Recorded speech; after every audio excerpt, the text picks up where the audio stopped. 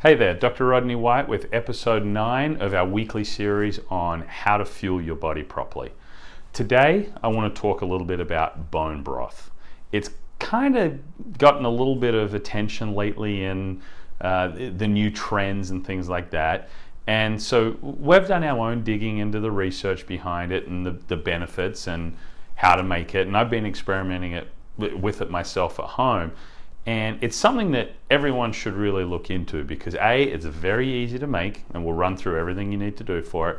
But B, the health benefits are really starting to show. It's gonna, basically what you're doing with a bone broth, if you get good quality bones, animal bones, and I know Whole Foods sells them, that's where I get mine from, especially an animal that's been pasture raised. So just like the good quality meat, you want the animal with good quality bone marrow as well. The bone marrow inside these bones will do a whole bunch of things for your body if you can get it out of there. It's full of nutrients, so it's very, very good just in general for your health, but huge immune system builder, and especially for anyone who has any kind of blood disorder where they're not making enough red blood cells or their white blood cell count just isn't strong enough, especially anyone who's already currently fighting a chronic disease, whether it's autoimmune disease or a cancer, and especially if you're fighting cancer and you're doing chemotherapy, getting some bone broth every day is going to be a very good thing for you. And you can drink it like a soup, or you can use it to cook in too. So you can make your bone broth, freeze it up, and then use that as stock instead of buying the sugar and chemical laden normal chicken or beef stock we buy in the stores. So how do you do it? Like I said, go and buy some good quality pasture raised bones from a place like Whole Foods. Then when you get them home, roast them for about 30 minutes just on a normal roasting tray. At 350 degrees will work just fine. That will help bring out some of the taste in it, but it also starts to bring out some of the nutrients. Then you get a nice big few gallon pot, put the bone broth in there, cover it with filtered water, not all the way to the top, just enough to go over the top of the bones.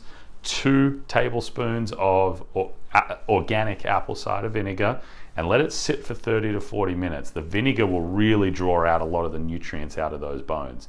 Then turn on the oven, the stove top, bring it to a boil, and as soon as it boils, turn it back down to a simmer. And now you're pretty much going to let it simmer for 48 hours, occasionally stirring. In the first few hours, you're going to want to scoop any of the kind of artifacts and the weird fatty bits that come to the top, although a good quality bone isn't going to give you much of that anyway. And so you just let this go, stirring it occasionally, and when you've got about 8 hours left, this is where you throw in some of the good stuff.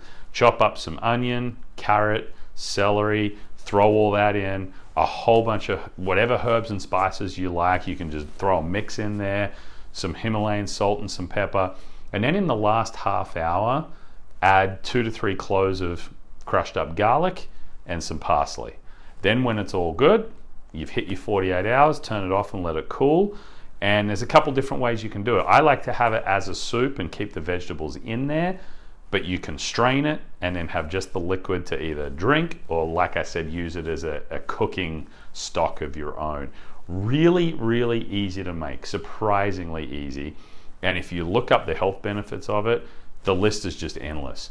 So for anyone who's really trying to fuel their body and get it a little more efficient and healthier, this is one thing you definitely want to have in your arsenal.